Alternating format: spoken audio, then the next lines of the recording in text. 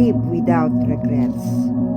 Regret wastes times living with words spoken or unspoken, deeds done or left undone, and actions taken or not taken is one of the biggest burdens many people carry with them through life and some to the grave.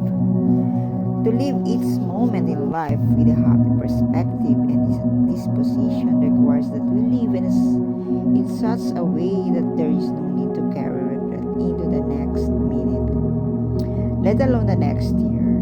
Why do people choose to live with regret? A better question is, why do people actually speak in such a way that requires them to experience the constant negative pull of regret in their life? My friends, if I had an answer to that one, I wouldn't be sitting at my computer, slaving over each word. I would be cruising the Caribbean on a 60-feet dream yacht. I, too, have known this thing of regret. I can only tell you that living with it will not let happiness and peace into your life. Regrets will be like a long shadow darkening the way ahead, as well as the path behind you. Their stretch is well into the future, and they cloud your past with pain, anger, resentment, grief, blame, or fear.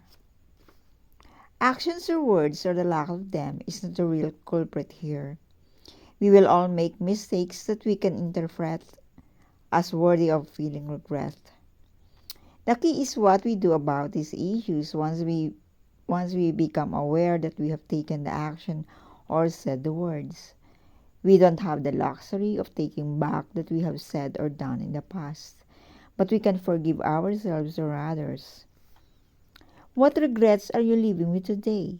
How can you let them go? From the book Life is Short, Live, Laugh, and Love While You Can by Tim Connor, a friendly guide on how to live your life to the fullest. Godspeed.